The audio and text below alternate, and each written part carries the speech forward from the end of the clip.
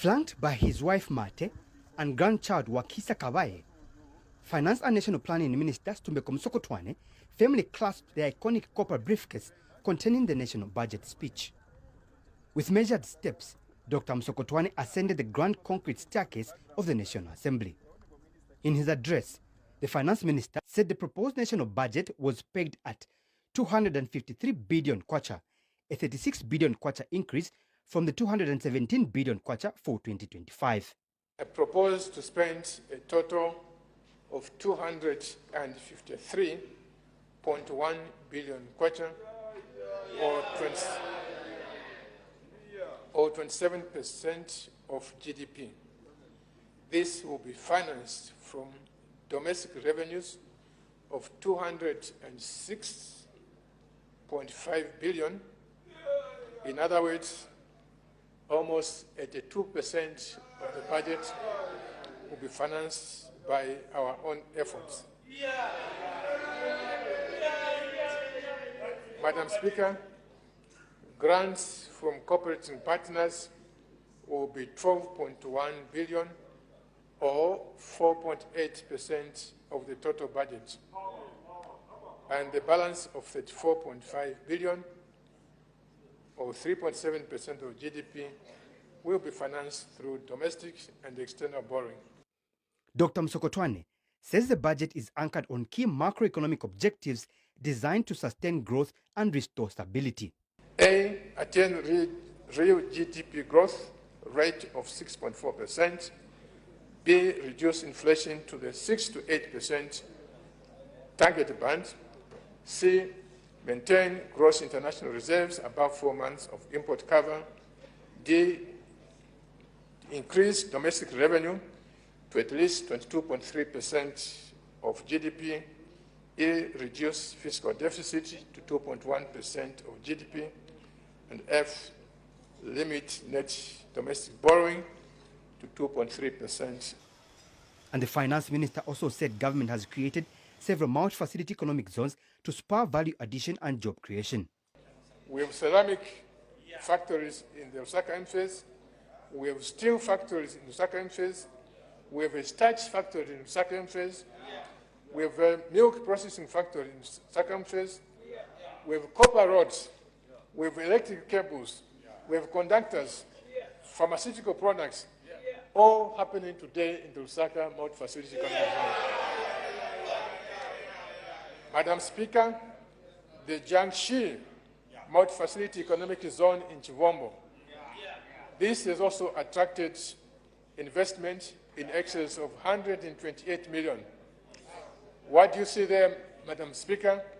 In the Chivombo multi-facility economic zones, batteries are being manufactured, batteries are being recycled, copper cables are being manufactured. And Dr. Msokotwane reviewed that the country's export earning increased to $8.8 billion as of August 2025, compared to $7.2 billion in the same period in 2024.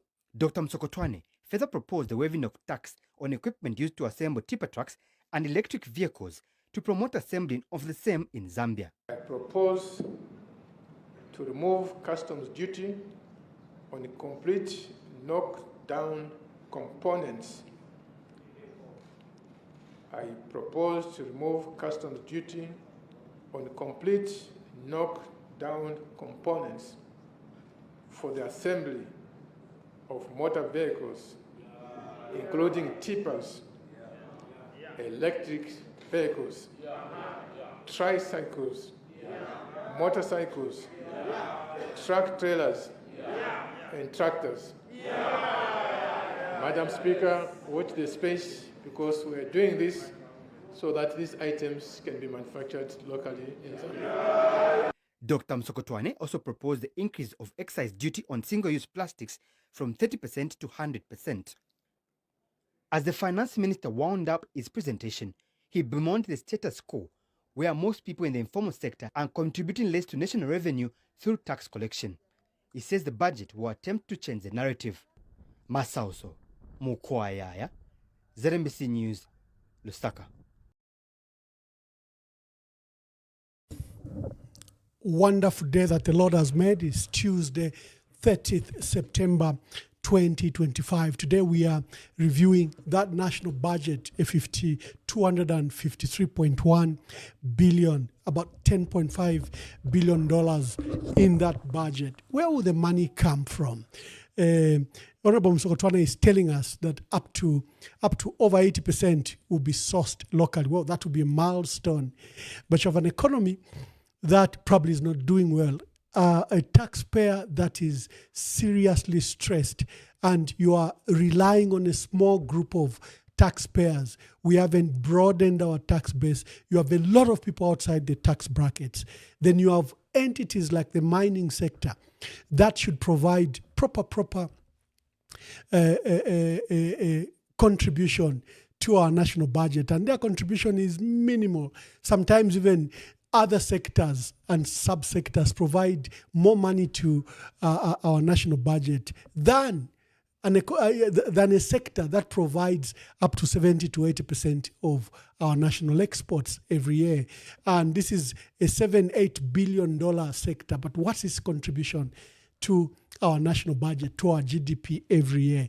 And these are some of the matters we'll be discussing. I'm privileged to host my dear brother Lunte MP and former Minister of Transport and Communication and a vibrant Member of Parliament, Honorable Mtoto Kafoya. He has been on this platform and is back today to specifically speak to the national budget. Let me just bring him on.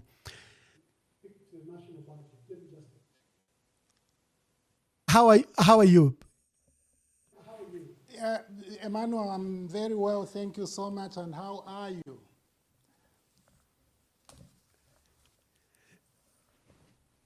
Honorable Toto Kafaya, how are you? Yes, sir. I can hear you very clearly. I'm very well. Oh, nice. I'm very well, thank you so much. And how are you? No, we're very well. We're very well. And welcome back to this debate. Good day. Good day and good evening, depending on where you are watching us from. Yeah, the issue of the budget, the national budget. Before we get to there are two matters that I want to bring to your attention, and I think of great concern to Zambia. Today there was an incident. Tonse Alliance, to which the Patriotic Front belongs, and the Patriotic Front is an anchor party in Tonse Alliance, according to the source and national documents that you signed, called for a meeting, and this meeting today didn't end up well. We saw police come to that meeting. We saw party cadres identified from the PF Secretariat come and disrupt that meeting. From the onset, before I even get your views, I felt very, very sad. First of all, it's a pity that we are discussing in-house matters here on such a public platform. But our people deserve sometimes, when they see two PF leaders in the house and there's something that occurred, they would like to just hear our views. We may not go into details. My initial reaction, first of all, when I learned of this meeting, I said the meeting is illegal, it should be called properly, and I tried to speak to both parties that we, at this stage, 10 months away from elections, we should conduct ourselves better. A meeting should have unanimity by all leaders, by procedures and structures of whatever governs us, in this case, the Tonse Alliance constitution. Secondly, when the meeting attempted to take place, we saw the disruption from both party cadres from the PF and the police. And for me, I did a write-up on my page, and I said this was failure of leadership. The meeting should not have taken place, in my view, until it was legally called, legally constituted, whatever the differences the leaders are having, because that's what leadership is all about. Secondly, whoever sent our cadres, party cadres, from the Secretariat to go and disrupt that meeting, again, are not learning from our history, where we are severely punished in 2021 for what appeared to be thuggery, political violence, or or the use of terror to resolve issues. So for those 3 items, for me, I expressed concern. The third one was the issue of the list. I've just dismissed it, and for me, it doesn't deserve any further attention. But you are the man on the ground, and you were at the meeting. Let me just hear your views. It's not who's right or who's wrong, but I'm just getting your reflections.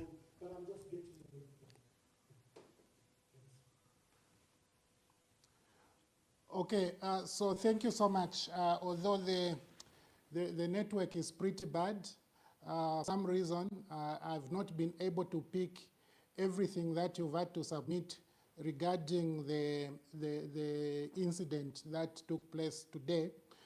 But if I were to comment generally, I would say that the issue about the convening of the meeting, as well as the attendance to the meeting, I already took a position. I think we discussed on a leadership platform where some people's views were that we should not attend that meeting because it was not properly convened, and I took a different view. My view was that we needed to attend that meeting in order to resolve the leadership issues, even as they pertain to convening of meetings and chairing of meetings. Today presented a very strong opportunity for us as leaders in Tonse to iron out those misunderstandings and reconcile and be able to move forward so that everybody would have become clear in terms of what their position is and what they are able to do and what they are not able to do. But that meeting was disrupted, and of course, at a later stage, it was reconvened somewhere, and at that point, I was already very committed with preparation for this particular interaction, so I could not attend the one that took place in the afternoon. I should have been there. Regarding the incident to do with the youths, I think that it all speaks about the quality of leadership, because the young people are supposed to be harnessed. We are supposed to utilize their energy in the right way. We are supposed to direct them and direct them in the right way. So when you wrongly direct young people, that is leadership failure in my view. And I do think that if those youths were directed, whoever directed them was grossly wrong, and that they didn't apply themselves in the manner they should. Democracy, as it should be known, should be a battlefield for ideas. We must negotiate our views. We should be able to ensure that our people listen to us and they buy into our thinking and imagination. In the absence of negotiating your views, you are likely going to, stay in our country. I think that it was poor on the part of the youths, but more so on those who could have directed them, if indeed they were directed. Yeah, thank you very much. I just had to wear the headsets to ensure that I could hear you clearly. Yeah, there could be some challenges of network, but I hope that we'll overcome them as we proceed. There is another matter of concern, Honorable Mtotoka, for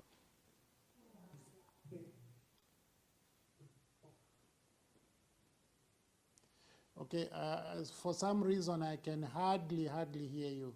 I don't know if you are able to hear me.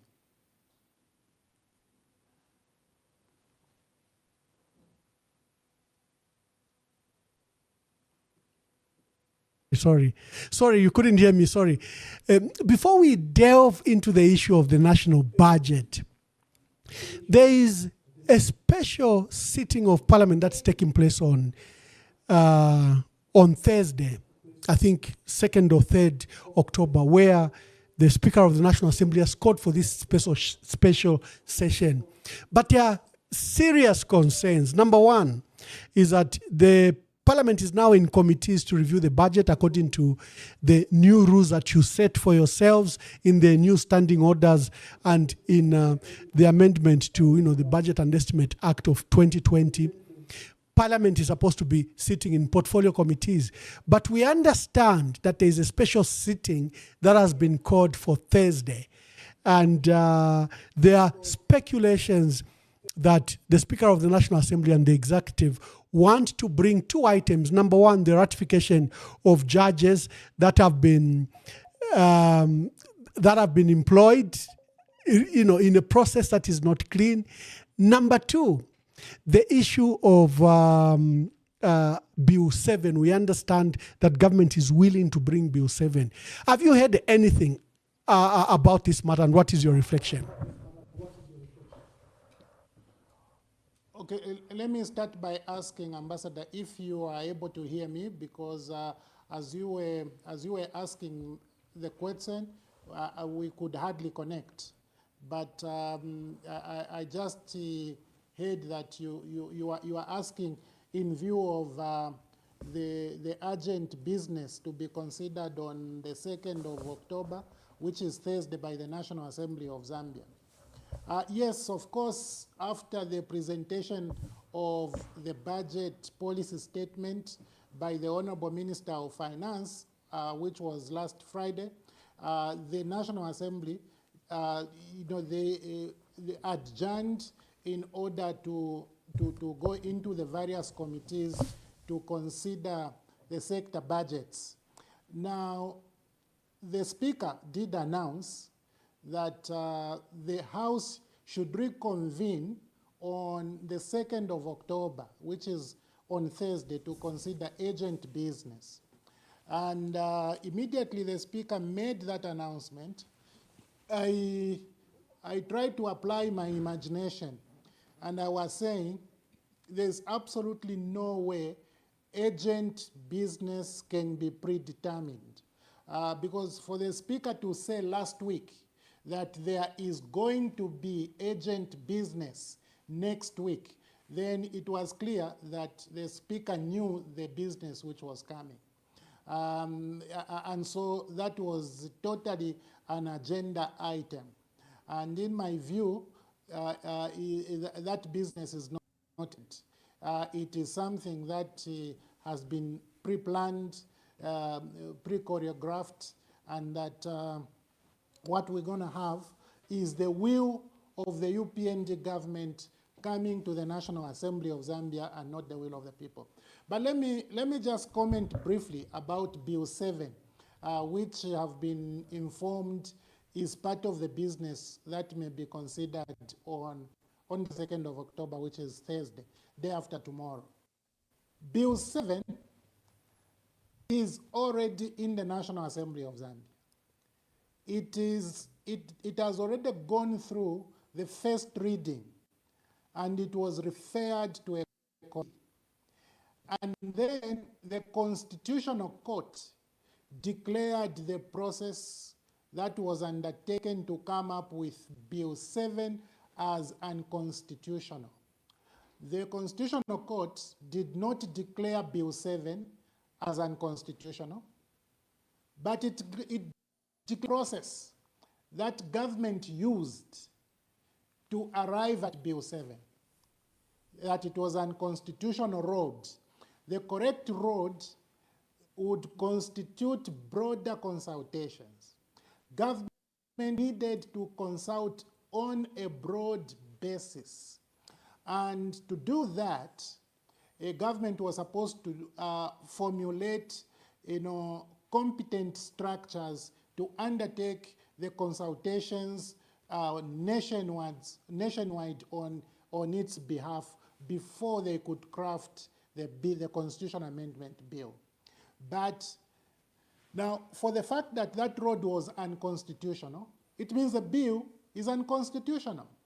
And so instead of deferring the bill, as the case was, we promoted the idea that government needed to withdraw that bill, because the bill was literally unconstitutional.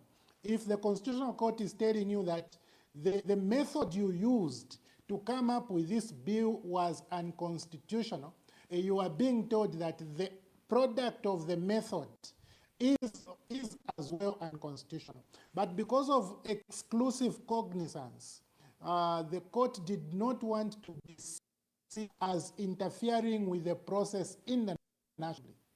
And so what we had was for them to speak about a process for which they were competent, that is a court. But here we are.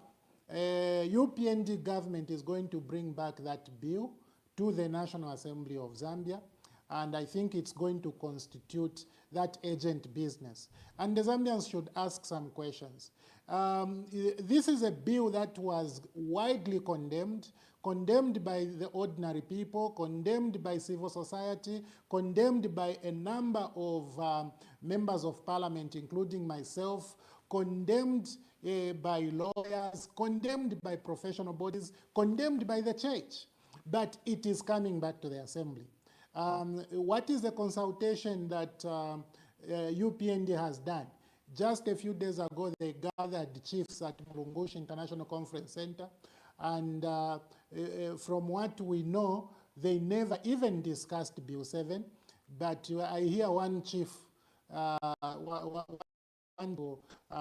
raised the resolutions after the meeting had finished, and he tried to communicate that they resolved to support delimitation.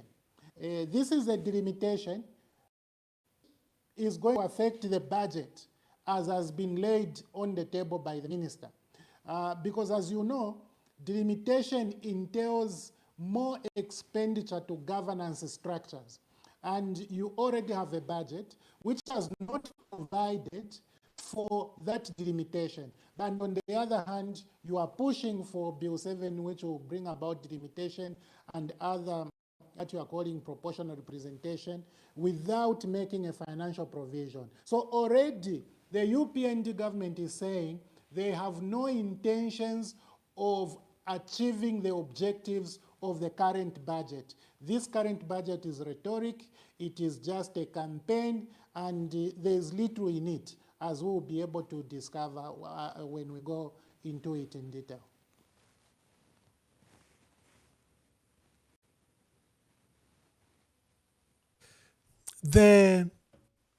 I'm glad that you've raised the issue of Bill 7 and what we are doing, what government may be doing to bring it back on this special session.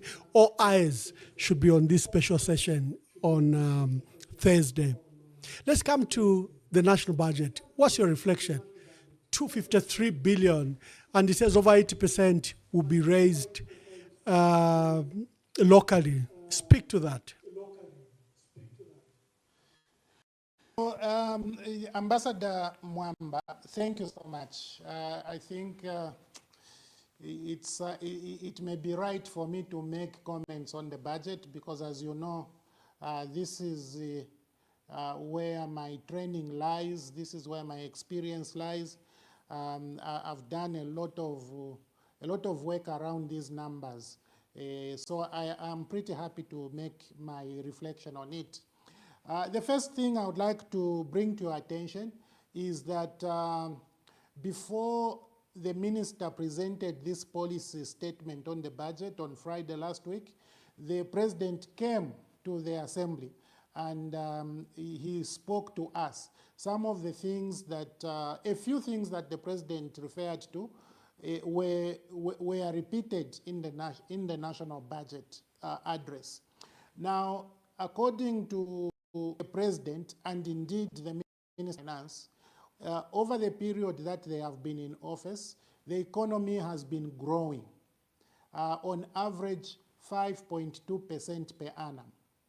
That is the expansion of the GDP year on year, average 5.2%. I thought about that, and here is my comment. What does growth in GDP mean to a nation and to a people? I think that when the GDP grows, then you can be able to stimulate, or you can be able to create more opportunities for jobs. You are able to create more opportunities for business, and the welfare of the people is improved. That is what I expect out of the growth. Now, if your growth has been decent for the past 4 years, and in fact you expect it to grow by over 6% in 2026, why is there so much suffering in our country? Why is there so much joblessness? Why are there no business opportunities? And the budget, this budget, Ambassador, is clear about these things I'm talking about. This was the budget address that the minister read. If you go into this budget, and I'll speak very, very clearly, paragraph 22 of this budget, the minister said, Madam Speaker, the outstanding payments for suppliers of goods and services increased by a modest 3.3 billion to 84.1 billion kwacha in December 2024. What this means is that we have 84.1 billion kwacha worth of services, products and services that businesses have rendered to government and government has failed to pay. So government is holding this money for the businesses for our country. Now, if you go to, to the expenditure by function by government, in 2026, this is a 2026 budget, government is planning to dismantle arrears. These are the arrears. You remember you have 84.1 billion kwacha, and your plan to dismantle in 2026 is just 4.6 billion. Now, what does this mean, and what should it mean to anybody listening? It means government has received goods and services from people worth 84.1 billion. And in their plan, they sat in cabinet to plan that out of this 84.1 billion, we are going only to pay 4.6 billion. What are you telling those businessmen and women who supplied to government? You are saying that if you borrowed to render your services to us as government, we don't care. Your collateral will be foreclosed. If you used the only house you have as collateral to borrow, we don't care, that house may be taken away and you go to renting. If you use the only car you may have, we don't care, that car will be taken away, and after that your children will be walking to school and you also be getting on minibuses going to work. If your small business is going to collapse, we don't care about your employees, let them lose jobs. This is what government is literally saying. And if this is what government is saying, then that growth of 5.2 per annum or on an average, what is it doing to this economy? It's doing completely nothing. But what you're going to hear is that the UPNG supporters will go straight to talk about the 40 million kwacha CDF per constituency, which translates to how much? 6.2 billion for the whole country in 2026. Now, this 6.2 billion, I can assure you it is less than the difference between 84.1 billion and the 4.6 billion. And that should worry people. You remember, Ambassador, the last time we had a conversation, I was saying UPNG has mastered this art of misleading people. Because for them, what matters are small numbers, small numbers. The big significant issues will never be talked about. Nobody in the UPND will bring about these arrears because they are embarrassing. They show that there is no vision, there is no support for the people, no support for businesses, and they won't talk about it. But instead, they will be talking about the CDF, which is just 6.2 billion. Your question, Honorable, centered on CDF, we've always said this is something, a fund of about 3% in relation to the national budget. You can't develop a country on 3% of your national budget. So whatever song they sing about CDF, it's so minuscule in comparison to what is required to develop our country. Secondly, the minister is saying that he will raise revenue for the national budget. First, he will do borrowing, I think up to 34 billion. Then he will rely on loans, grants, and then taxes, both direct and indirect taxes. This is where I find that he may fail to raise the $10.5 billion that he's looking for. First of all, you've had a major shift where the United States has withdrawn up to $600 million of contribution they would contribute to the health sector. That is no longer available when they abolished US aid. And we don't know how soon the US will come around to come and support African nations, including Zambia, on that. So there is that huge hole. And the deficit, the minister says he will borrow from the markets, treasury, and government bonds. And then his taxes on the mining sector are not transformational in any way. In fact, they are a large favor to the mining sector. Like I stated, that this is a $7-8 billion sector. And what are we getting from it? Literally almost just $500 million. We are not getting equitable benefit from the mining sector. I wonder if we'll be back to supplementary budgets like the minister did. He presented the budget. Midway, he brought another big bill of $2.5 billion for Parliament to approve. I've also looked at the national borrowing plans that he has set for himself. So maybe before we go to that, just speak to his mechanisms to raise this money to support the budget. Okay, thank you so much, Ambassador.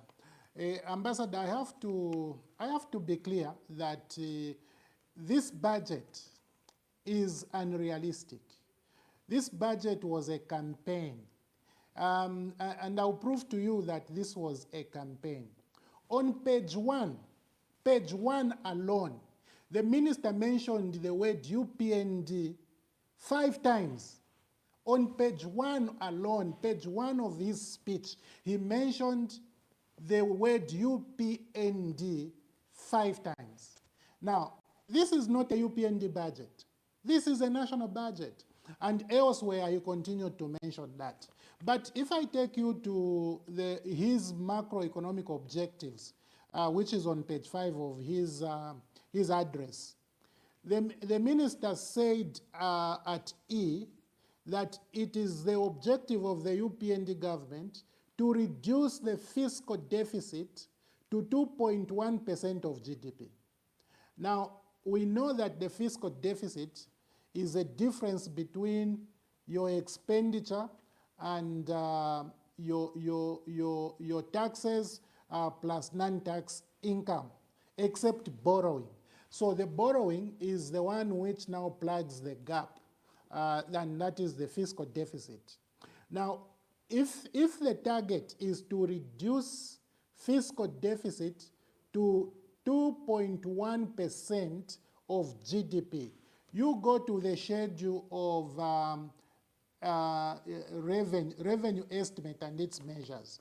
Go to that schedule and go to the financing where he's saying domestic financing and foreign financing. Himself, he writes, domestic financing, 21.6 billion, which is 2.3% of GDP. And then foreign financing, 12.9 billion, which is 1.4% of GDP. Now, 2.3 plus 1.4 is 3.7%. Now, if you are planning to borrow 3.7%, why should you have a target of 2.1%? This is totally unrealistic. It is cheating people. It is, you want to tell people that our targets are so good, but yet your own plan in the same book is showing a different figure, a higher fiscal deficit plan. So clearly, this budget is not realistic. But let's be clear. Dr. Msokotwane wants to get taxes from these companies, small, medium enterprises, which they are owing 84 billion kwacha, and they are saying we'll only pay them 4.6 billion. So, in other words, these MSMEs are going to collapse. All of them, they will collapse, except those which are big companies with bigger capital base. But for the small companies, startups, those which are just expanding, they will collapse. And when they collapse, then you have fewer companies from where you get the taxes. And you're going to find that your tax revenue, income tax, what is his target there?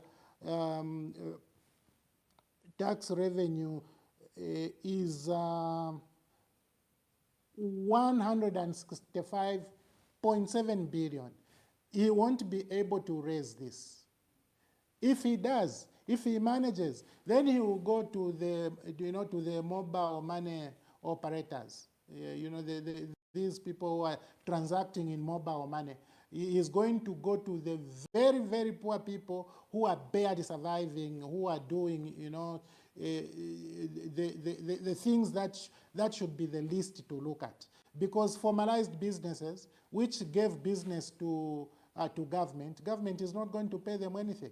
Because as I said, and this is paining me, by the way, and this is why I keep referring to it, because government cannot consume services, products and services from companies and fail to pay and begin to plan to pay 4.6 out of 84 billion. I think it's irresponsible on the part of the UPND government. It is insensitive on the part of business, and government should just be able to do better. Government should be able to promote its people. So I think that they will not be able to achieve the tax revenue that they have planned. But what about non-tax revenue? Non-tax revenue, my brother, has been going down ever since this PPP started. The minister said there are 10 PPP projects that have been signed. But the classic one, which I talk about, is the Lusaka-Ndola dual carriageway. Do you know that the toll gate fees that we pay when we are traveling in between Ndola and Lusaka, these fees have stopped going to government. They are now going to the so-called concession. Now, that is what has happened in between Chingola and Chililabombwe. That is what has happened, on the bypass. That bypass from Kafulafuta somewhere there, going into Luansha, and it comes out on the Kitwe-Ndola dual carriageway. The concessionaire is getting the toll gate fees, and you have all these problems. Then you have to add the problems of Mopani, where Mopani has had 51% shares given away, delivered to a foreign company for nothing. Mopani was 100% owned by the Zambian people, but UPND government comes and takes 51% shares and delivers those shares to a foreign company, so that a foreign company begins to get, begins to control Mopani and get dividends for having committed no resources whatsoever. Now, when you have a government which is inclined to giving away assets in this fashion, you are in trouble. These are the assets from where you draw your benefits, whether you are thinking in terms of tax revenue, sometimes non-tax revenue, because they are vehicles, mopani vehicles pass through these toll gates. And when they pay the toll gates, the toll gate fees are going to a concessionaire. It's chaotic. I don't see government raising this money, this tax revenue, but what I do see is that a lot is going to change. Earlier, Emmanuel, I said, this government has already brought the budget. This budget is on the approval process. Once this budget is approved, the Zambian people will be saying, oh, UPND in 2026 wants to spend 253 billion kwacha. That is it. But then, in the middle, you go and delimit constituencies. Okay? That means you have to increase the budget for elections. That means you have to increase, the budget. It's just chaotic. It's totally chaotic. I am sorry, my brother Emmanuel. We are in big trouble. You raised a very fundamental issue about just the state of the economy. First of all, our domestic debt in excess of $10 billion. Now, they say the PF borrowed, and the PF have no right to talk about the debt that UPND is accumulating. But here are the numbers.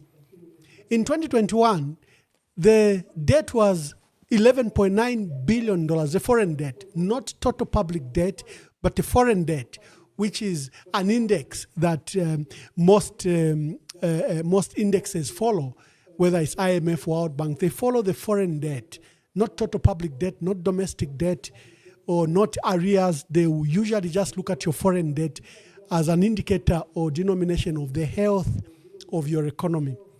Our foreign debt was at $11.9 billion as at September 2021. It's now at $15.7 billion. Our domestic debt was 178 billion kwacha. It's now sitting at 242 billion kwacha. The minister has borrowed something like $4 billion in foreign debt and another 100 billion kwacha in domestic debt. Clearly, the UPND is borrowing probably just in 4 years far faster than any government I have seen. I say so because the PF found a debt of $3.9 billion in 2011. Remember, the debt had come to almost zero. It was at $500 million as at 2008 after the debt write-off. Musokotwane became minister. He borrowed. And by the time MMD was leaving office, he had left the debt at $3.9 billion. The PF picked that debt from $3.9 billion and left it at $11.9 billion. So the PF borrowed about $8 billion. The UPND, just in the last 4 years, have borrowed $4 billion. And if we look at the local debt, they've also just ballooned the debt.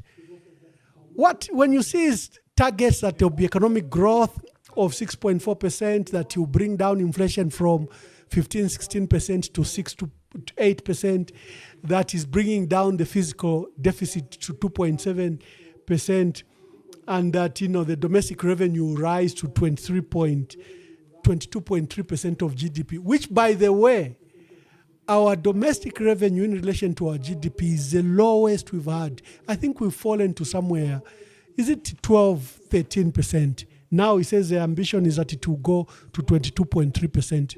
Unrealistic. What is your view on the issues of debt, both foreign and local, and these ambitions that Mr. Musokotwane has set for himself? Okay, thank you so much. That's a very important question, Ambassador. Ambassador, you've put it very correctly. There is absolutely no way UPND cannot increase domestic debt if the borrowing is in the range of 80 billion kwacha per annum. In this particular budget, UPND is going to borrow 106 billion kwacha. Now, this is the borrowing plan, this one.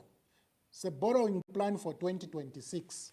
Let me read for you something very important regarding the domestic borrowing. And it is on page 2. The minister is saying this, accordingly, gross domestic borrowing for the financial year 2026 is projected at 106 billion. Of this amount, 21.62 billion will go towards financing part of the 2026 budget deficit, with the remaining 84.38 billion being utilized to refinance domestic debt maturities. Now, the minister is saying he's going to borrow 106 billion.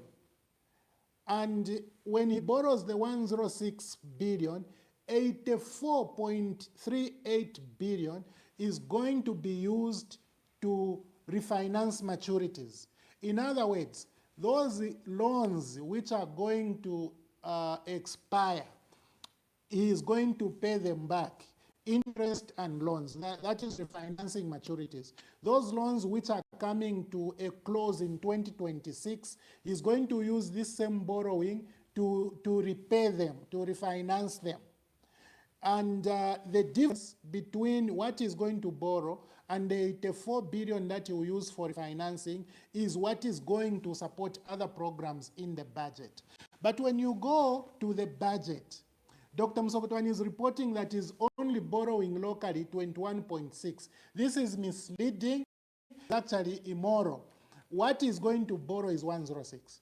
Now, even if you said, oh, okay, Dr. Msokotwane is going to refinance 84.38, and then you come to his budget speech on page 26, the amount that he has put on domestic debt interest, domestic debt, is 52 billion. Now, 52 billion is not 84 billion. So these documents are not speaking to each other. They aren't speaking to each other, and they aren't consistent. So this is why earlier I said UPND is a very, very treacherous government in terms of document preparation and presentation to the people. The people will be thinking the borrowing is 21 billion. No, it is not 21 billion. The borrowing is in fact 106 billion. So if you borrow such quantums, and the other year they borrowed 84, the other year they had borrowed 80 billion, how can you fail to raise these amounts to these alarming figures of 242 billion? It is very easy for UPND to do that. And in fact, UPND has been able to do that in the 4 years. But you see, because of this smooth talking, they make it impossible for people like you and me to be proud of our debt record. Let me tell you, Ambassador Emmanuel, our debt record was a very good debt record. Here is why.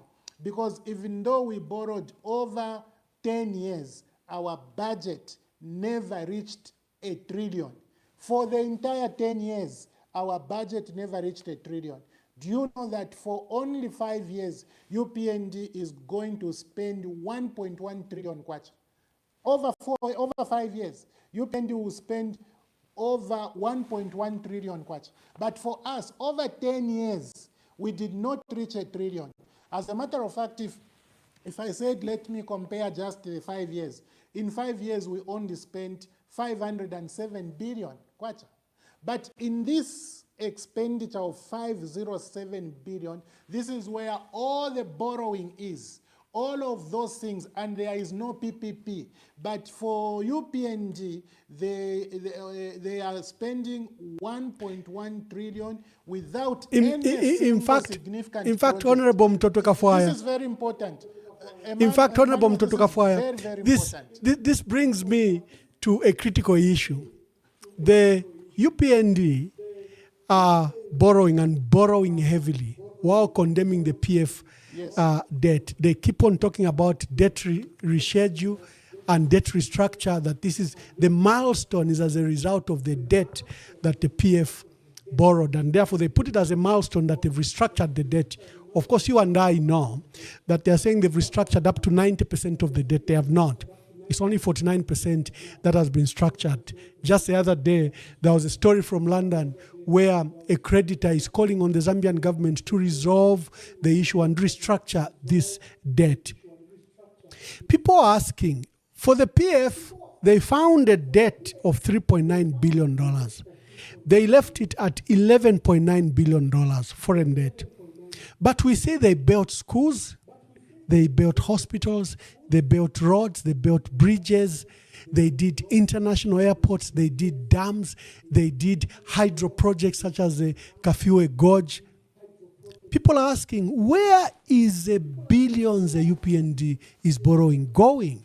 Please speak to that. I think it is a very confusing lot that if you have a government that's borrowing at such a faster rate, but the billions can be seen. Let me take an example of the IMF debt. The IMF debt is $1.5 billion. It's been disbursed, I think, $1.7 billion. They have another request of $5 billion, which they're looking for. Where is that money? The World Bank gave them $750 million, the highest they've given to any government or country in one single year. In 2022, the World Bank disbursed $750 million. And these are concessional loans. Where is that money? Where are all these borrowings? $4.5 billion. Where has it gone? Then you are not paying your local debt, but you are borrowing more. Where is the money going? Very important question that, Emmanuel. And in fact, as I was saying, I was also complaining about the amount of money that UPND is going to spend in 5 years. That is over 1.1 trillion kwacha. I wanted this to sink in the minds of our viewers this evening, that for PF, in this same period of 5 years, we spent 507 billion, 507 billion, whereas our friends are going to spend 1.1, in excess of 1.1 trillion. But as you put it, Emmanuel, hospitals, roads and all this, infrastructure, airports, telecommunication towers, and data centers, and all of these things, including the Mongo Kalabo Road, which is literally a bridge throughout. That road is literally a bridge. If you've been to Mongo. But you see, for people who are not very familiar with Western Province, they'll end there. The road that, goes to Sioma also from Mongo, it's just like the Mongo Kalabo Road. It also goes, across the Zambezi River. So you have this infrastructure that was, constructed within this 107. So for the UPND, show us what investments you have made in this particular expenditure of 1.1 trillion. The UPND will be able to show you anything. What they will show you are CDF projects. They will run to CDF projects. As you were asking that question, I was looking for my notes where I documented the achievements that UPND has scored in CDF, as was highlighted by the Minister of Finance as he delivered this budget speech. Now, I have not been able to find it. I could have read them out to you. What the minister did is that he highlighted the achievements for the entire 4 years in this particular budget. Now, you are preparing a budget for only 1 year, which is 2026. Why are you highlighting achievements for the entire period? it is campaign. It is campaign. But as we say, you are highlighting achievements of 3% of your budget. Show us the achievements in the 97% of your budget. Your budget has been expanded, beyond what anybody could ever expect. And you have overtaxed people, and then there's a lot of illicit financial flows. Do you know, Ambassador, that the minister could not even make any reference to illicit financial flows? And I have to tell you, here, as we stand here in 2025, the Financial Intelligence Center has already reported a $3.5 billion of illicit financial flows. That one is equivalent to the amount of borrowing, local borrowing that, or is equivalent to the amount of arrears that should be dismantled, and yet UPND will not dismantle it. So, issues, significant problems that UPND faces, they will never speak them. They will talk about problems that occurred when PF was in power. And those problems can be dwarfed by just a single problem of UPND. This is the financial flows I'm talking about, Emmanuel, when we were in power. The highest amount was 2 billion kwacha. 2 billion kwacha only. But how much is 3.5 billion United States dollars? It is over 8 billion kwacha. Now that is in less than 1 year, okay? We have reported another $3.5 billion. We have the report of a 60 billion kwacha. We've had the report of a 2.8 billion dollars. We've had a report of 34.5. When you put these amounts together, the amount is so colossal. Can do a lot of wonders if this government was serious, to seal the loopholes and ensure that money does not illegally fly out of this country. Today, government would have been able to dismantle arrears. Today, government should have been able to finance the budget even on a balanced basis. We could have had a situation where government needs not to borrow, but we have to borrow because the money is going out of the country needlessly. We are giving away mines. Somebody from Dubai got Mopani, 51% shares of Mopani. They got it for nothing. We are a careless government. We just need to transform ourselves.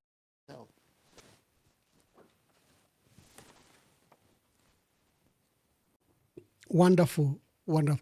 Dear viewers, today we are discussing the case of the national budget presented by the Minister of Finance, Honorable Dr. Stumbeko Msokotwane. He proposes to spend $253.1 billion in 2025-2026 national budget. And he hopes to raise up to 80% of this money locally, where you have a depressed economy, suffering load shedding, suffering the worst cost of living crisis. Today, there's just been another increment of fuel, and we know the spiral effect to other goods and services, and they're saying they'll bring down inflation. Clearly, with those indicators, it doesn't seem like they'll bring down inflation. You can join us and call. I'm hosting Honorable Mtotwe Kafwaya. He's Member of Parliament for Lunte in Mporokoso, but it's near more in Luwingu than it is more in Mporokoso, and is a former Minister of Transport and Communication. He's an accountant, auditor by profession, so he's very good at these numbers and understanding and dissecting the matters. Join us in the debate. Make a call. What is your question to Honorable Mtotwe Kafwaya? What are your views about the national budget? So the lines will be open just now, and we want to hear your views. I'm also aware of the electricity problems that Zambia is facing. But despite the problems that we have with the supply of electricity in Zambia, you still supply us with electricity. Again, you would have said, we cannot sacrifice our power when we have shortage. But you still give us. Katima Mlilo town, where I come from here, is supplied with power from Zambia. When you have a power outage here, we also have power outage. But that's the brotherhood we are talking about, the neighborhood we're talking about. And we should only be grateful and continue to exist in this manner. You spoke also about the Vals Bendola Lumbumbashi corridor. I want to tell Your Honor that that corridor was developed during our time. I was Permanent Secretary of Works and Transport, and my counterpart here was Judge Sichinga, Dominic. The power issue, I think, is huge here. And colleagues, we continue to share everything. The issue of power, SC, you know, when you are in a country like mine, when we have passed through a lot of load shedding, people say, oh, so you see, they are selling power to Namibia. This is a town in Namibia, very close to Zambia. We are talking of one-stop border, for example. And if you have one town with blackout, then how do you do 24-hour? But we must answer one nation. One nation, one people. One Zambia? No. You should be proud of your country. I noticed that the National Anthem was being sung here and some chiefs were seated. Please, we must respect our country. We must be proud of our country. So I shall repeat. One Zambia. One nation. We shall repeat. One Zambia. One nation. Exactly one people. So we urge our citizens that they remain calm. We can see light at the end of the tunnel, and that tunnel is now becoming shorter by the day. As we speak, we now have unprecedented, rains in the last maybe 2 decades. And with those rains, yesterday Cabinet was informed that load shedding is likely to begin to diminish by June 2025. This is because the major water catchment areas of northwestern province into the Barotse, plains, and now also the Kafue, flood plains. Water takes 3 months journey to move from Kaleni Hills, from Chavuma, into Victoria Falls, into Kariba. 3 solid months. Water moves very slowly in the plains because it's flat. This water which you see when it rains here in Lusaka, we are going for work at ZNBC. Then you find that water is running fast. It's here in Lusaka. But the water needed to change the electricity situation or the water level situation in the Kariba or Kafue Gorge, upper and lower, or Iteji, moves very slow because once it gets to the plains are flat. Dear viewers and listeners, I'm hosting Honorable Mtoto Kafwaya, prolific MP and for Lunte and prolific Member of Parliament. We are discussing the national budget. What are your views? What is your reflection on the national budget? You can call the numbers below, and we are inviting you to comment about the budget. Let me just bring Honorable Mtoto Kafwaya he brought out a key issue on the PPP projects. The UPND is celebrating them as a success. Lusaka Ndola Dual Carriageway, the Ndola Muflira Sakanya border, the Chingola Chirilabombwe Road, and they want to do other PPs. What have you found wanting with these PPs So, dear colleagues, you can call. The lines are open.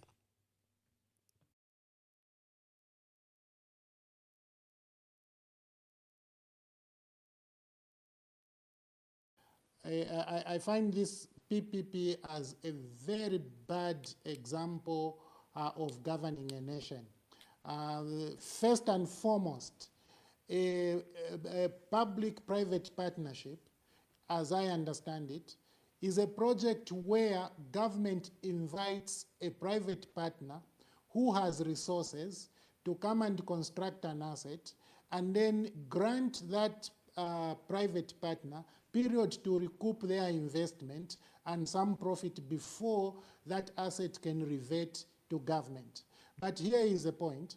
For this Lusaka Ndola dual carriageway, government has invited a private partner who came from wherever they came without anything, and then government sourced money from NAPSA and granted that money to their private partner to construct an asset. Now, NAPSA is a government entity. Even though that money is not on the national budget, that money is sitting on NAPSA. Those are people's contributions, and NAPSA is 100% a government entity. Therefore, this is a public-public partnership because the financier is a public entity. The road should be for government. How do you then call this a public-private?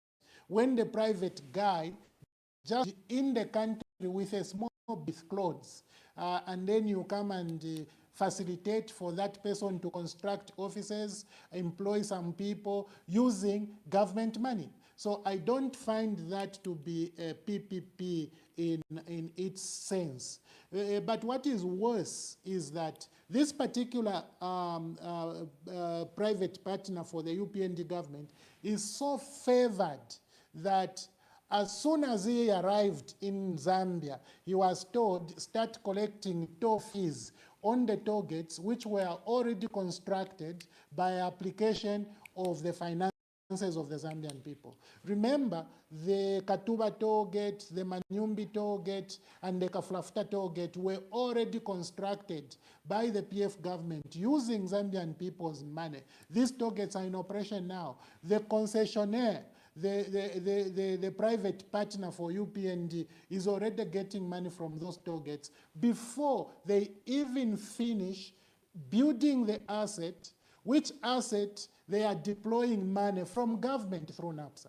So I'm totally gutted, by this arrangement, and I do think that Zambian people should see through, these very, very battles. Ambassador, you brought some clips. I saw the Minister of Communication. No, is it Minister of Media talking about water, the water levels? I think visit generation. You see, we have been told the inability of our utilities to generate power is because of lack of sufficient water in the reservoirs.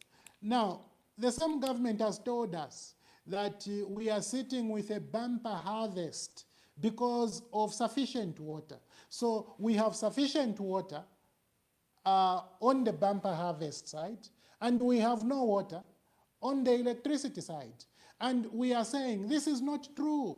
The issue is that you have been exporting the power and you have now brought in middlemen. In fact, the minister boasted that their policy of introducing middlemen or is it players is paying dividend for our country. But no, you cannot have a middleman to import power from the pool, from the Southern Africa pool, and then that middleman exports, and then you are saying they are adding value. Emmanuel, the question you ask is, if I am the one who has been given an opportunity to import power, I go to Zimbabwe to import power into Zambia, whose infrastructure will I deploy to transmit that power? It is ESCO. Whose infrastructure will I deploy to distribute that power wherever I am selling it? It is ESCO infrastructure. So what value is that middleman adding for the minister to be boasting on the floor of the House that our policies are bearing fruit? There is absolutely nothing. As a matter of fact, you are doing so to Thank the you, Honorable. Let me detriment of just the take some Zambian calls. Let me just take some calls. Thank you. I think we have our first caller. Caller, please tell us your name and where you are calling us from. Good evening, Ambassador Mwamba. Good evening. This is Lawrence calling you from Ndola. Indeed, thank you. Make your contribution. Good evening, Honorable Kafwaya. He can hear you. Thank you. Okay, thank you. This is very sad what is happening in our country. Is a very sad situation. We have a government that does not care for its people. And from PF, they have out anything they are failures. They always refer everything to PF. When are they going to stop talking about PF? Because what people are anxious about is to put the food on the table. They always want to pay PF black. They think that Zambians are gullible. They just want to blindfold Zambians to paint PF black, and yet what they are doing is exactly what used to happen in PF. Especially where capitalism is concerned. This is very sad, and especially about the borrowing. You know, what I've seen, especially the Minister of Finance that we have right now, is incompetent. He's being called doctor, but what I see myself, the man is incompetent. Look at what happened when he took over from Magan. He's the one who borrowed from that figure 500 somewhere there to 3 point something billion. And right now he's still borrowing and painting PF black as the party that has borrowed. Anyway, this is very sad, and this is very bad situation that we are in. And I'm urging the PF Thank you. Our leadership. brother, the line is cutting. Let's take some more calls. He can call back. Hello, caller. Please tell us your name and where you are calling us from. Good evening. Thank you, Ambassador Mwamba. My name is Uncle Jay. I'm calling you from the USA. Good evening, Honorable Kafwaya. Thank you very much for giving me an opportunity to contribute to this great program. Well, Honorable Kafwaya has actually highlighted a lot of issues, which are actually a failure on the part of this government. First of all, the very PP that he was talking about, that is actually grand corruption on the part of government. But unfortunately, we are living in a country where, the law is no longer at work. And as Zambians, we are just watching from a distance, seeing our country being shredded in this manner. Corruption is not just, the giving out of money or money exchanging hands. It has to do with policy, decisions being made, documents being signed. And this is what has been happening with this government. The kind of corruption that is being perpetrated by this government is nothing by far compared to the corruption that they used to talk about in PF. Theirs is grand corruption, white collar corruption. And it's sad. This is why, if you've observed, this is where we are as a country in terms of development. We cannot have electricity when we boast of a lot of water bodies, in our country. We cannot have, electricity, even when we actually have resources that are able to establish for solar plants. And you have a leader that stands up and says water, takes longer to move from one destination to another. It is so, I don't know how I can just describe this government,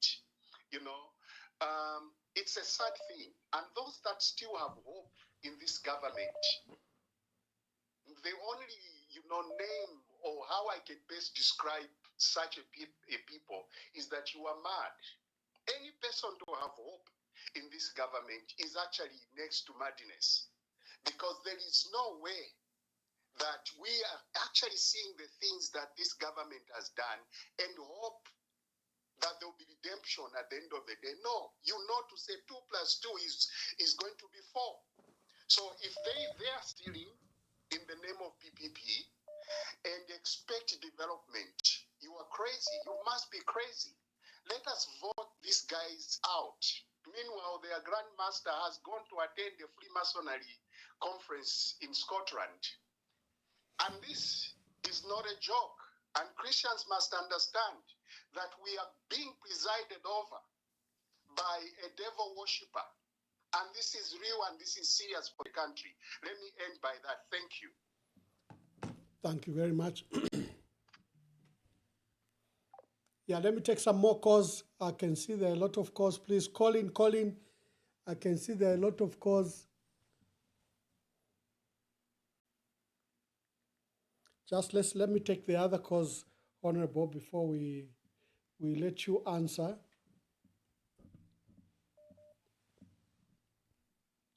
Hello, caller. Please tell us your name and where you are calling us from.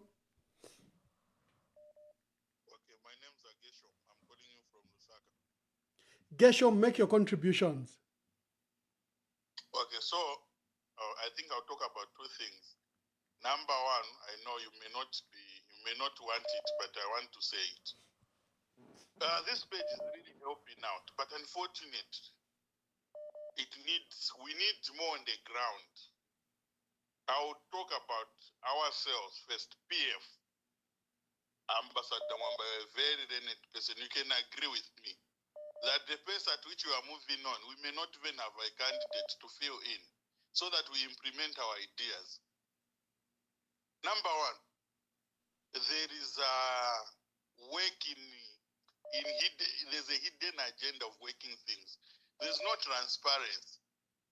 That's why I saw my Honorable Mtoto Ekafuaya in the morning trying to attend the meeting.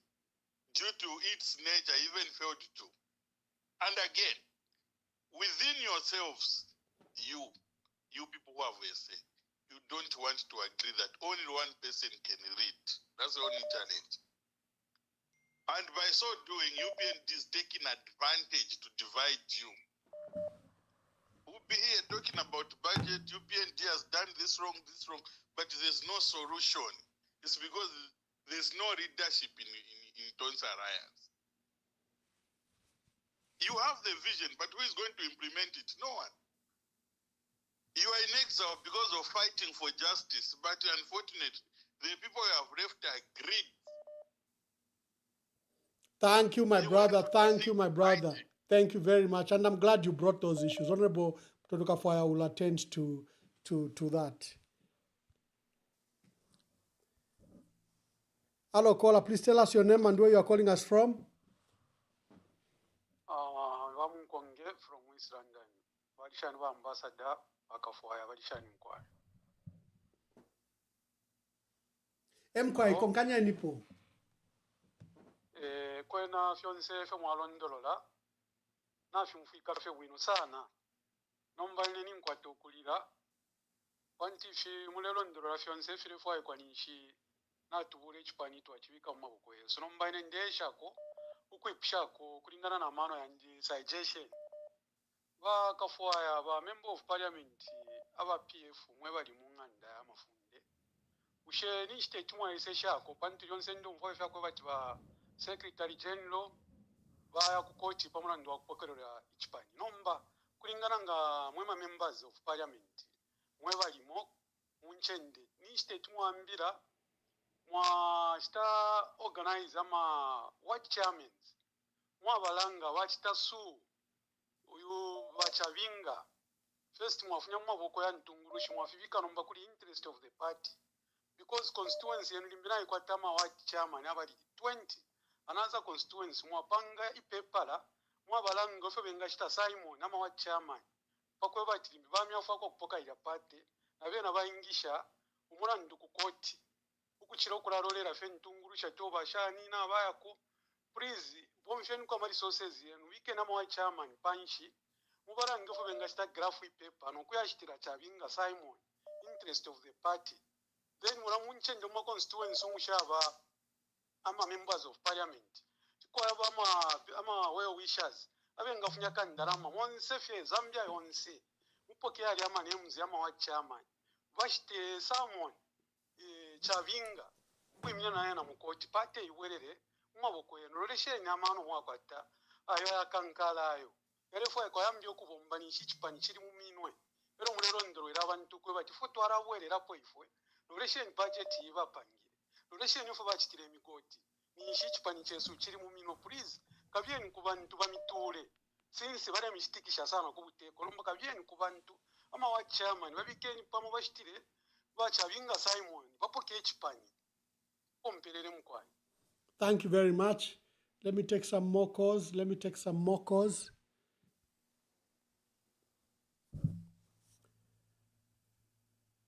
Hello, caller. Please tell us your name and where you are calling us from.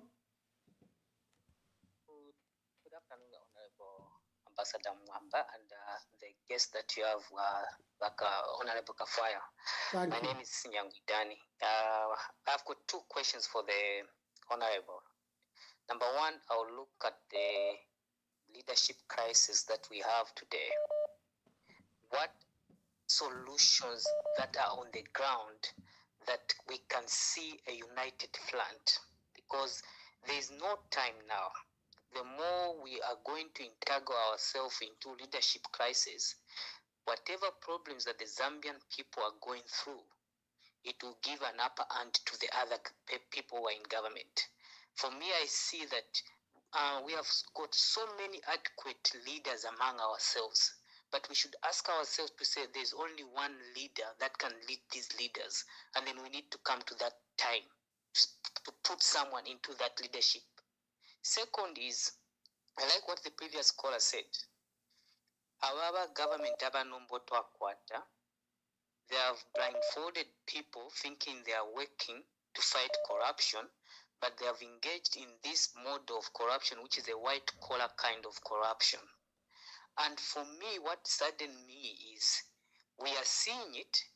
We've seen it in the mines. We've seen it in this dual carriageway. But we are not seeing the people on the ground voicing it out to say, what can we do to stop this kind of corruption from happening? Because what I've noticed is we have got a government who always says, in PF they did this. But have we looked at what they are doing? You have said it in a dual carriage, Kundola. That is the biggest scam that the country has ever gone through. Those toll gates were built using our taxpayers' money. And then today you allow a foreign entity to be collecting money on your behalf. This should come to an end. Thank you, Ambassador Mwamba, and we'll continue listening to your program. God bless you. Thank you very much. Thank you. Let me take Honorable Mtoto Kafwaya. Let me take some, just maybe two more before we allow you to respond. Yeah, let me take. Hello, caller. Please tell us your name and where you are calling us from. Oh, it got cut, but let's just wait. I think let me take two more calls. The callers, at least I think, have been very attentive to our dear viewers. Make your phone call. We are live on Emmanuel Mwamba's profile, on Emmanuel Mwamba's page. We are live on YouTube. We are live on X. We are live then on Smart Eagles. We are live on other pages, Grindstone and other pages. Hello, caller. Please tell us your name and where you are calling from and what's your contribution.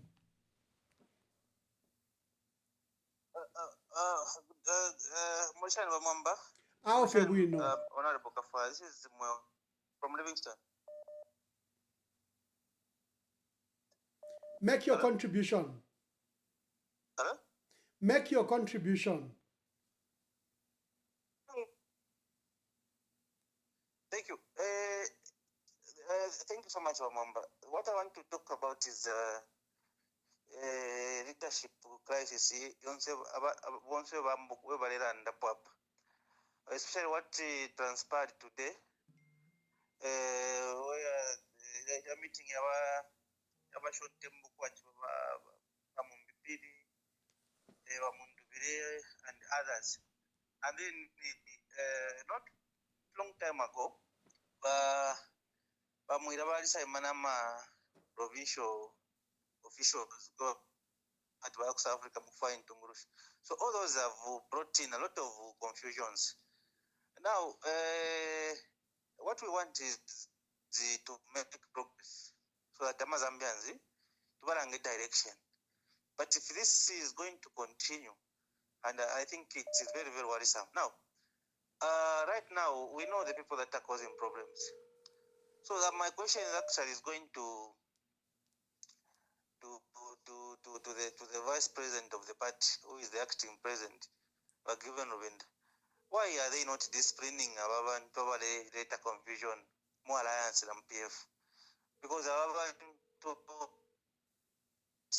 interest here, but if we have a power, no matter what happens, they are ready even in which definition to send the power. But why are they not being disciplined? That's the question. So okay, Wamua, thank you very much.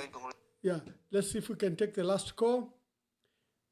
We take the last call, then we go to Honorable Mtoto Kafwaya to give us answers. Hello, caller. Please tell us your name and where you are calling us from. Good evening, Ambassador Mwamba. My name is Kefas Mwapemsonda, advocate for industrialization and national development, calling you from Kabwe Central Province. Thank you, my brother. Mtoto Kafwaya Mlishani. Yoba leo mfwa. Kanawesa. Mwenfu mushandi. Inofo ndefo kulanda nifi.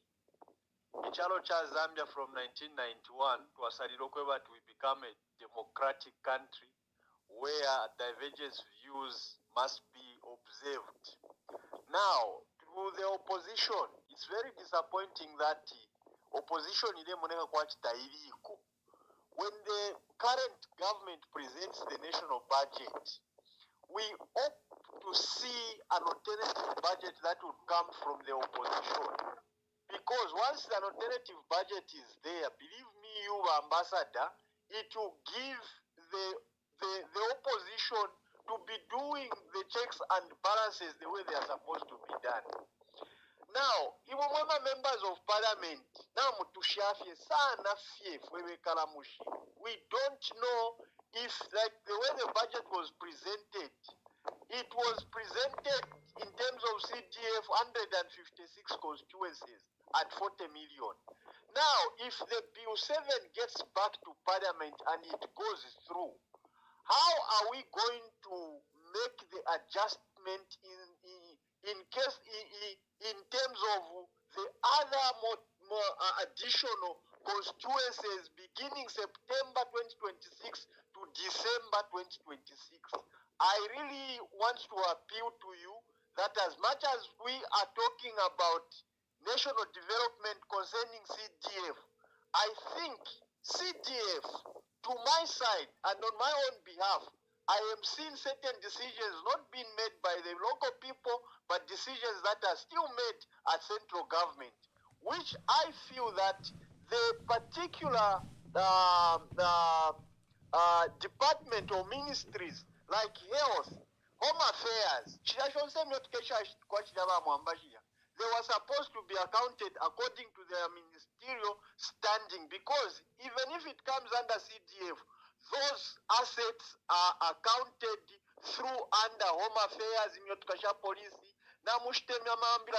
health, they will be accounted under the Ministry of Health. So I don't know how we are collaborating and correlating the two. Thank you very much. Thank you very much. Honorable Mtoto Kafwaya, I think you've heard the various concerns from our people. Maybe begin to attend, and I hope that you are jotting down questions and answers that are required. Yes, thank you so much, Ambassador. Ambassador, I would like to appreciate all the callers. I think this is how it should be. People should be able to get interested in what is happening and then also have their say. Even though for the first caller, I didn't quite pick what they were saying, I think on account of bad network. I picked a number of what the subsequent callers did put across. One of them thinks that what I have been able to establish through my reflections on the budget presentation, represents total failure, colossal failure on the part of the UPND government. This is also my view. I think that UPND has totally failed to deliver the promise for the Zambian people. Do you know, Ambassador, that in this budget, UPND has provided 500 million kwacha as electricity fund. Now, this to me means that UPND is going to import electricity in order to cushion the Zambian people in respect of the current crippling load shedding. Now, if UPND can import power in 2026 in order to cushion people, why have they failed to import power in 2025, in 2024, in 2023, and 2022 for the same purpose? My answer to that is that this is a campaign budget.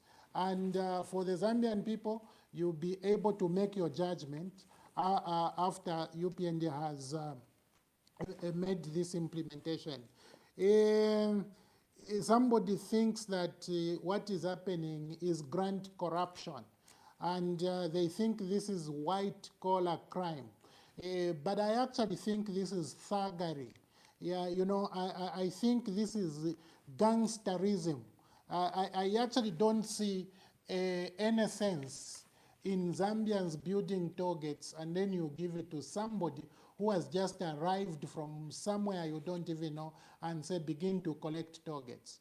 And this person, for that matter, has not even come with any money to come and construct an asset for you. Has come to get the money from your own institution within your country. I think that is gangsterism. It's total thuggery. I don't see that as white collar. I actually think that is the lowest, the lowest way of cheating people. This is sad, yes, I agree. Gershom also talked about, he talked about, what did he say we need?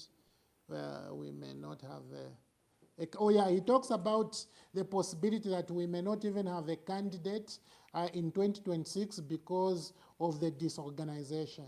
And in fact, another person, as towards the end, also raises apprehensions regarding this same issue of disorganization in the opposition. But let me assure you, Ambassador and our listeners, I think that we are very civil people. I think we are very civilized people. We know that once the PF elects its preferred leader, all of those who may not be elected will have an obligation to support the one that has been elected, because that is what it means to have the choice of the people. Ambassador, it happens in the wards, it happens in the constituencies, it happens even in local government, it happens at the presidential level. When there is a vacancy, people apply to fill their vacancy, that vacancy according to how they view themselves, to how they feel about their capabilities in terms of understanding these things and being able to deliver development for the people. So when you apply, it doesn't mean you are fighting. Let me be clear. For me, Emmanuel, Brian Munduvire is my brother. Emmanuel Mao Sampa is my brother. Dr. Chilufya is my brother. Monde is my brother. And I do think that if any one of these emerged winner, I will have no problem offering my support. So there is no conflict whatsoever. We are working together. It is just that as things stand, there is a vacancy, and that vacancy has to be filled, and this is why we decided to make the application. So about suing Chavinga using ward chairpersons. Listen, the one who is holding PF illegally is Mao Sampa. It is not Chavinga. In fact, Mao Sampa is sitting on a court judgment which declared him as the lawful president of the Patriotic Front Party. So Chavinga is doing all the illegal things he's doing, is making all the illegal proclamations he's making because he has the support of the UPND government.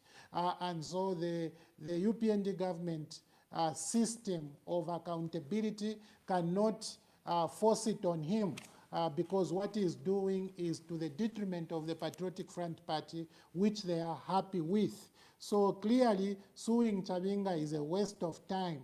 What is required is a reconciliation between the late Edgar Lungu faction of the PF and the one which went with Mao Sampa, and this reconciliation has been in progress, and we have made tremendous progress. So I have to assure you, my friends, that we are all going to subordinate our egos, our ambitions to the greater good.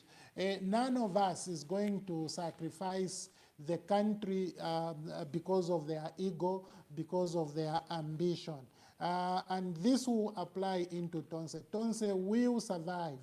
The problems that have occurred are problems that will be discussed, and we are all going to come to a common understanding and appreciation because the suffering of the people cannot, continue. So clearly, Ambassador, we are one and we will remain one, and we will support the Zambian people. Take some more calls for those that wish to, could have a burning question. This is an opportunity to ask your question before we begin to wind up. We're hosting Honorable Mtoto Kafaya, and we're reviewing the national budget and its implication. This is UPND's last budget. Is there anything they can change the trajectory And that's my question to you, Honorable Mtoto Kafwaya, as we are waiting for any other callers. Do you think this budget can change what they failed to achieve in the last 4 years?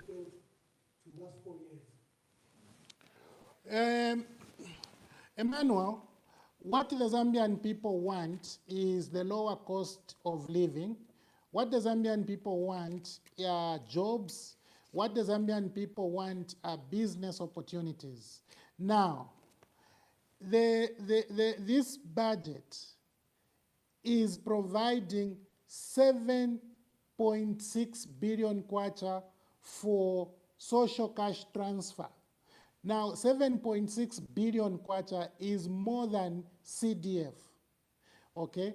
7.6 billion kwacha is more than the amount that is going to economic empowerment, which is just 588 million. Now, if you look at this 7.6, what government is telling you is that they have got so many vulnerable people. They have created so much poverty, so much suffering, that they have to provide money more than CDF for social cash transfer. Should that give you hope in terms of whether this government is going to create jobs or not? I don't see the hope. I see a government which is drifting towards providing more social protection for the vulnerable because they are unable to provide meaningful jobs. Do you know, this is exactly what it means when this government provides cash for work. Can you believe that? You mobilize the UPND cadres and you tell them, you sweep the road for 5 days, and after you have swept for 5 days, we come and pay you 60 kwacha per day. Listen, this tells you that you are unable to provide decent jobs for those people, and therefore you have to use the application of taxpayers' money to motivate the people. So I don't see this budget doing anything in as far as creating jobs is concerned. I don't see that. But they are saying there's going to be PPPs. In fact, the minister said 10 PPPs have been signed. They are talking about farmer input support program. And perhaps let me end by answering your question on this point. You see, government is providing farmer input support program worth 9.1 billion kwacha.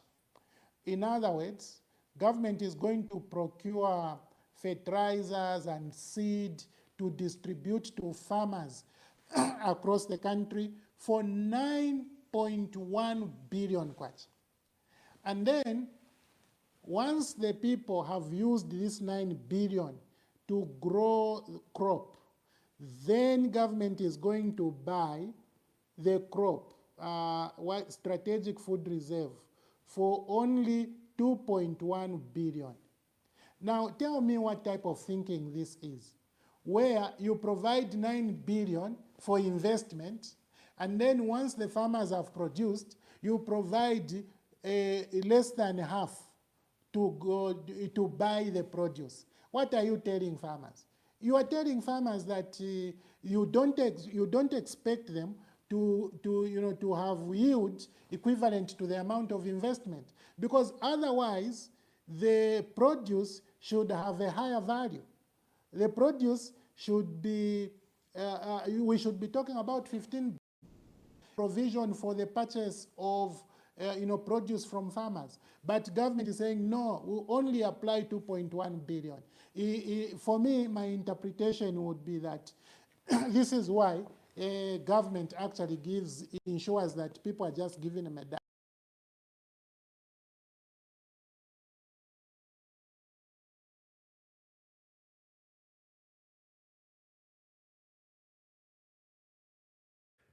I don't know if I've lost my honorable, but yes, indeed, he was just speaking to the issue of the agricultural sector and what the challenges are. I will be bringing Honorable Mtoto Kafoya to begin to wind. I'm also aware of the electricity problems that Zambia is facing. But despite the problems that we have with the supply of electricity in Zambia, you still supply us with electricity. Again, you would have said, we cannot sacrifice our power when we have shortage. But you still give us. Katima Mlilo town, where I come from here, is supplied with power from Zambia. When you have a power outage here, we also have power outage. But that's the brotherhood we are talking about, the neighborhood we're talking about. And we should only be grateful and continue to exist in this manner. You spoke also about the Vals Bendola Lumbumbashi corridor. I want to tell Your Honor that that corridor was developed during our time. I was Permanent Secretary of Works and Transport. And my counterpart here was... We must answer one nation. One nation, one people. One Zambia? No. You should be proud of your country. I noticed that the National Anthem was being sung here and some chiefs were seated. Please, we must respect our country. We must be proud of our country. So I shall repeat, one Zambia, one nation, one people. We shall repeat, one Zambia, one nation, one people. Exactly one people. Honorable Mtoto Kafoya, when you saw that the president had gathered chiefs from the breadth and spread of our country, and he was making them sloganeering, I thought that was a bit indecent by the president. He should have respect for our chiefs. They can't be doing sloganeering, and they cannot be, reduced to that just a spectacle we saw. As we begin to wind down, I think give us your last remarks, but I want you to speak to the issue of load shedding.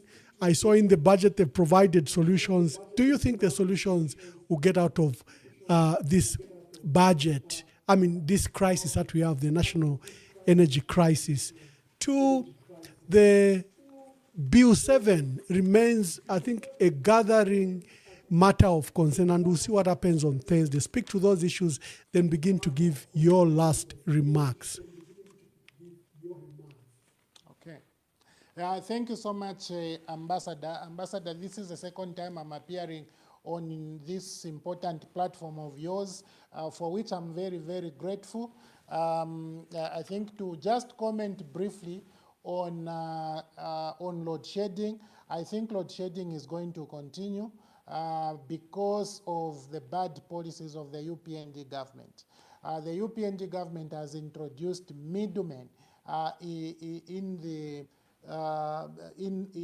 ZESCO or in the power, the power trade, and this is very, very unfortunate. I also think that their focus on foreigners rather than their own people is also a critical issue, because UPND has been exporting power when there is insufficient power in our country. But exporting power, we'll just tell you that this is exactly who UPND are as a political grouping. Remember, they were exporting mealie meal even when there was no mealie meal. They went to an extent of importing mealie meal from South Africa in order to export to the Congo, when in Zambia mealie meal was going to hit 500 kwacha per 25 kg back. Now that is UPND. So as they import, they bring middlemen to import electricity using ZESCO infrastructure, import and export using ZESCO infrastructure. This is the DNA of the UPND. And because their DNA is that they support business over people, I don't see this load shedding coming to an end.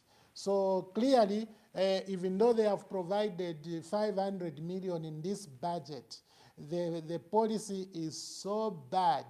This policy of supporting capital over people is so bad that they won't be able to end this load shedding. So it's very unfortunate. Overall, I think that this budget has exposed UPND, because spending over 1.1 trillion in 5 years and having constructed no single major project is actually a scandal. It's a big, big scandal. UPND is exposed. And just one other thing I would like to say, the minister said that next year in 2026, they are going to start constructing the interconnector to the Eastern African community, so that we can also be able to import and export electricity from East Africa as and when there is need to either import or export. Now, in 2024, we provided in the borrowing plan an amount for this same interconnector. Nothing has been done. But that budget has been closed. The question you have to ask is that where has that borrowing gone? If they are only going to start constructing this next year in 2026. It is similar to that amount of money relating to the import of electricity from Mozambique. In fact, the minister said something very unusual, saying that ZESCO was unable to pay the debt. This is why we are bringing middlemen, because when ZESCO goes to import electricity, they tell ZESCO that your reputation is so bad, you came and borrowed electricity and you have not paid, so we won't be able to give you. Listen, that amount has been in the Ministry of Energy. The Ministry of Energy is not ZESCO. It is the government of the Republic of Zambia at central government level, which went and borrowed the power. We, bought the power on Nkongole. And it is the government under PF which did not pay that. But we provided for a total liquidation of that debt via a supplementary budget, which was presented by Dr. Musokotwani to us as members of the National Assembly. And we approved that. And today, that money has not been paid. The budget has been closed. Where has the money gone? This is what we are talking about. These budgets cannot do anything unless the Zambian people become serious in following up these matters and being able to put UPND to account. But how do you do so? There's cyber laws. How do you do so? This government does not want accountability. How do you do so? We now have abductions. People, when they say anything about UPND, you are fearing for abduction. People, when they say anything about UPND, you are fearing to go to jail for hate speech, for all of these nonsensical creations of the UPND government. I am sorry, my older brother. Thank you so much.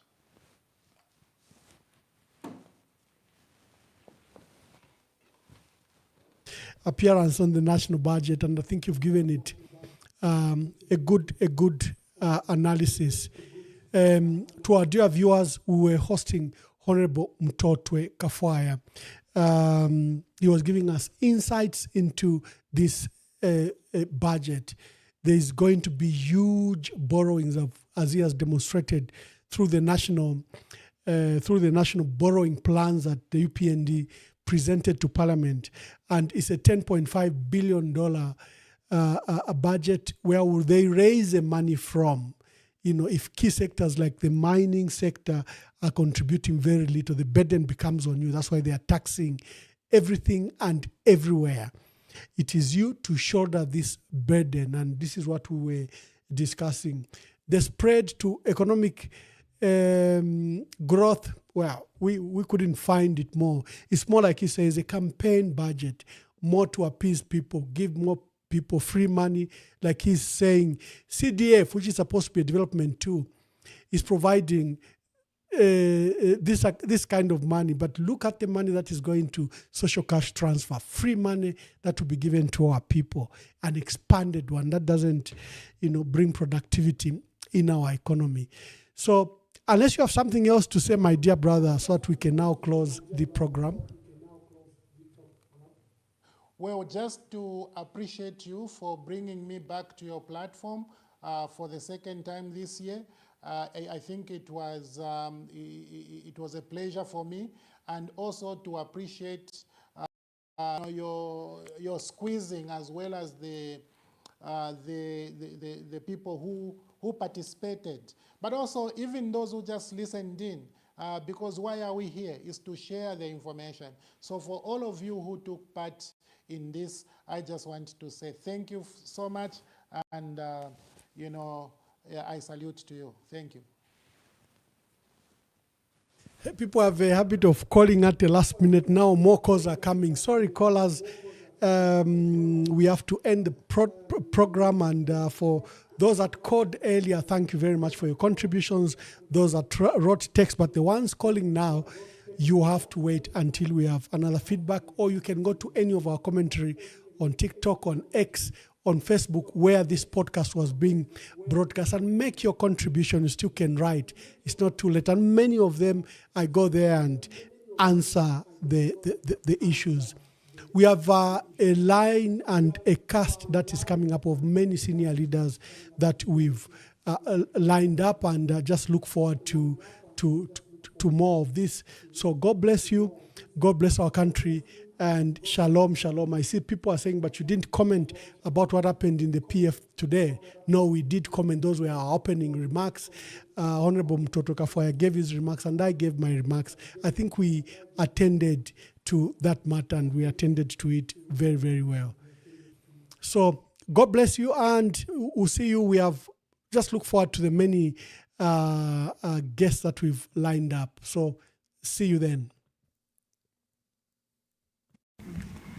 I'm also aware of the electricity problems that Zambia is facing.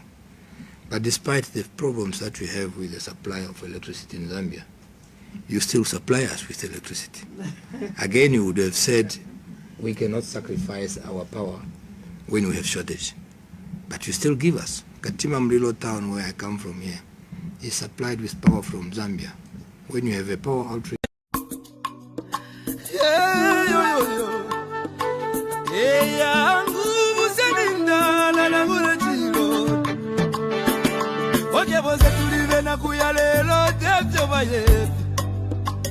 Amitapendwa ya vintu ifisume vyoza kula kuibukisha Kanate pochimo Wimbo watemenwa katongi Awazunga watita katongi Nakula kuibukisha kateka Kaibukubuna kapona Neseko siove pamenso Yangu ama umebaya Iyaba ume Iyaba ume Kateka wabantu Twakulira lelo twakulira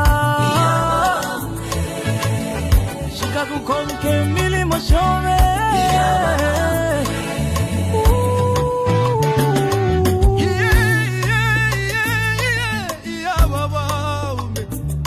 Ale filamba Fiena minta pengo sile Eti kume moku londolo la vale Lilo wingi Iseko wingi mwakwete Iseko wingi mwakwete Mwaya mwende wino